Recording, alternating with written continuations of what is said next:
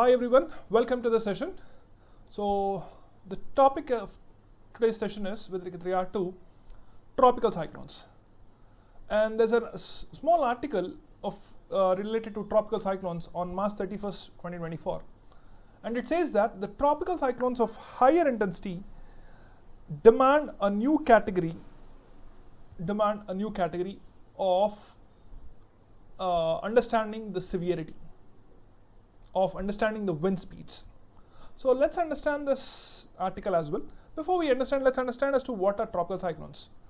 See, as you all know, the tropical cyclones are a cyclonic activity which is formed because of the presence of a low pressure depression within the tropical latitudes, where there is good amount of whirling of wind with formation of cumulonimbus clouds and with heavy amount of intense rainfall at a particular region in a specific particular time period, which later lead to storm surge, high intensity winds, and heavy to heavy amount of rainfall, leading to a greater amount of disturbance across your habitats. Now, these tropical cyclones, which are originating within your tropical latitudes, are across the, majorly observed within this three different oceans. So as you know, we have major oceans called Pacific, Atlantic, and the Indian Ocean, of which the Western Pacific Ocean, this region, the Western Pacific Ocean observes a greater amount of origination of your tropical cyclones in comparing to the regions of Atlantic as well as the Indian Ocean waters, and of which among the entire oceanic waters, that is the three, it doesn't mean that entire is many, it is that three, among these three oceanic waters, the Indian Ocean accounts only just 4% of the entire cyclones which are originating across your world. But in spite of it, as I told you, the major amount of tropical cyclones are the one which are across your Western Pacific. And these tropical cyclones have been named in different forms. They have been named as hurricanes across your eastern margins of North American continent, South American continent, not the South American continent, but your Caribbean island regions, and the western margins of your North American continent as well. And along your eastern margins of Asian continent, we say that it has been named as typhoons.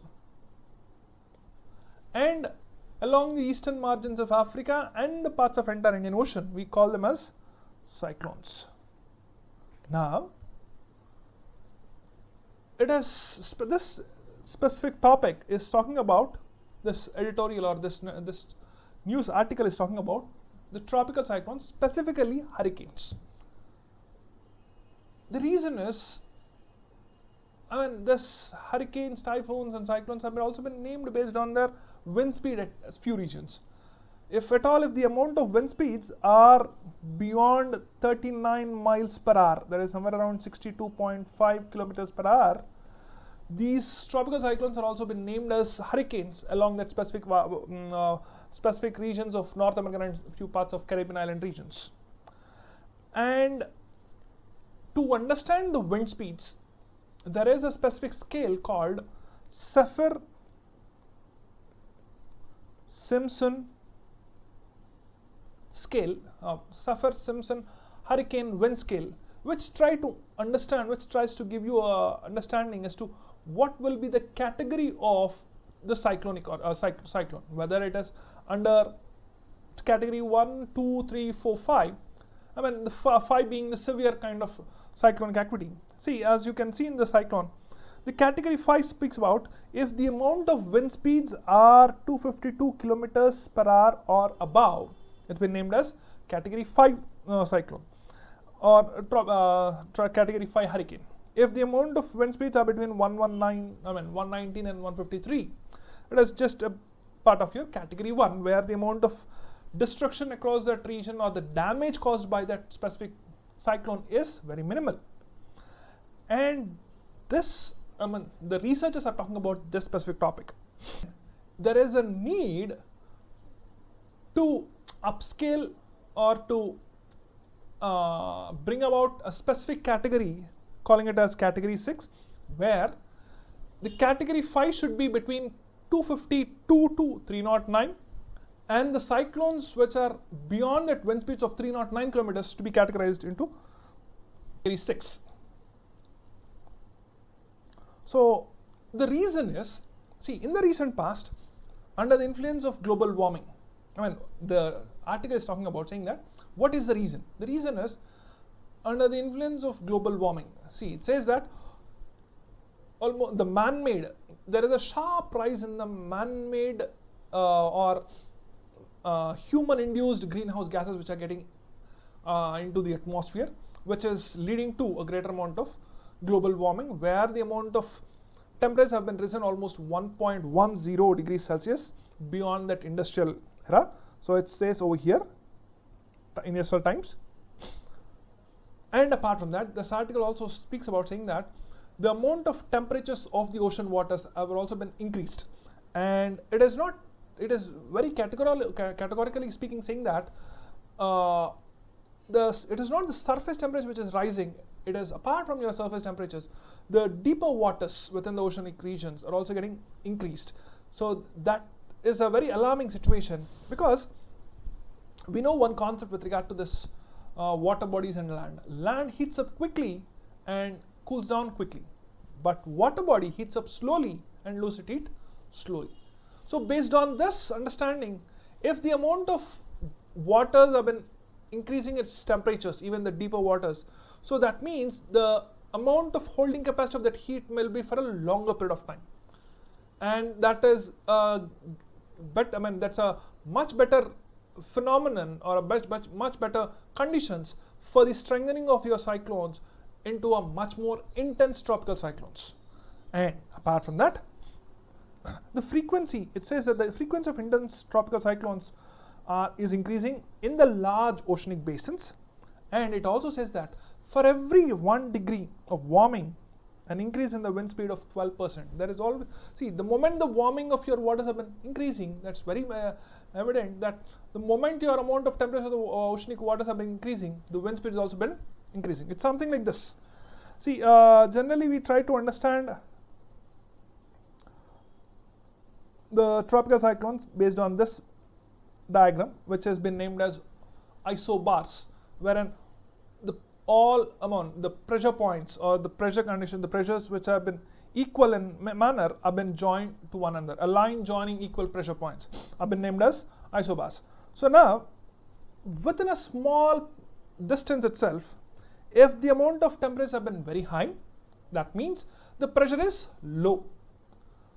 So if it is very low, the amount of wind speeds from one isobar to another isobar is also very intense, isn't it? So let's say now you have a pressure somewhere around 960 MB, and over here you have 980 MB, and over here you have somewhere around 1000 MB. And if the distance between this isobaric line and this isobaric line is just around 20 or 25 kilometers, so within that small distance of 20 to 25 kilometers, the amount of pressure difference is very high. I mean, the difference of pressure between your isobaric lines is very high, due to which the speed of the wind is also high. Why is it happening? It is because of the rise in the temperature. The greater the temperature, the lower the pressure. The lower the pressure, leading to the winds which are moving from higher pressure to lower pressure. And if that movement of wind is within a very small area, so obviously the amount of wind speeds will be, if that difference of pressures is within a small area, the amount of speed of the wind is also pretty high. So this article is speaking about saying that yes, there is warming, and apart from warming, the warming is not just across the surface, along the deeper parts of your oceanic waters, which is now leading to the rise in the temperatures within that atmospheric conditions as well, due to which if the amount of temperatures have been increasing for about 1 degree, there is 12% change in the wind speeds. And moving further, it is also talking about 40% of increase in the destructive potentials. So the moment, it is also corresponding to the potentiality of its destruction. See, there are tropical cyclones which create a greater amount of destruction. There are cyclones which create a very less amount of destruction. But the chances of destruction has been increased almost by about 40% just because of the change in 1 degree Celsius of temperature. Now, a warmer atmosphere can hold more moisture, leading to heavier rainfall when tropical cyclones make landfall. I mean, this sentence or this region is speaking about the tropical cyclones. They're not just limited to your tropical region. They have been even extended to the higher latitudes, wherein there are few regions where the water, I mean, as the warm water extends further poleward, the cyclones are also shifting towards poleward. I mean, it is moving towards higher latitudes, as well as if the atmosphere is holding that warmer temperature for a longer period of time, even the holding capacity of the moisture is also for a longer period of time. And if the amount of holding capacity of the moisture is for a longer period of time, even after the cyclone has got a landfall. What do you mean by landfall? It's something like, see, if this is your landmass, if you have a low pressure depression which is over here turning into a cyclone, if this is coming and touching the land across the coast, now this is called landfall. In Telugu we say that Teeran Datadam. So this landfall, I mean, even after the landfall, if the amount of temperatures are pretty high or warmer, the ability of your holding capacity of the moisture is for a longer period of time, and there is also a good amount of rainfall within the landmass as well, and that has been increasing in the recent past. So warmer atmosphere can hold more moisture, leading to heavier rainfall when tropical cyclones make landfall. As the oceans warm, cyclones also strengthen faster and spend more lifetime over the oceans. I mean, there is also one more specific thing. There is a phenomenon, I mean, making this atmosphere being warmer, giving you heavy to heavy amount of rainfall on the land region. Apart from that, as the ocean warms, cyclone also strengthen faster and spend more lifetime over the ocean, isn't it? So greater the warmness, more the, I mean, the faster the low pressure depression turning into a cyclone and giving you, I mean, longer period of time within your oceanic region. And that's where there is a cyclone called Freddy which spent almost 37 days over the ocean. See, it's generally something like this. You have oceanic waters, and that oceanic waters, we try to hear saying that within the Bay of Bengal waters there is a low pressure depression which have got originated, which may turn into a cyclone. And after it turned into a cyclone, the wind speeds have been very high within that low pressure region because it has turned into a cyclone, and you have a proper the eye of a cyclone which has been matured enough, and now it starts moving based on their latitudinal extent. It moves towards west. In the northern hemisphere it moves towards west and then towards north. So this phenomenon is occurring at a much faster pace because of the greater amount of warmness within the oceanic waters, as well as the amount of time it is trying to stay within your oceanic waters is also more, which is almost for about 37 days with regard to this specific cyclone called Freddy.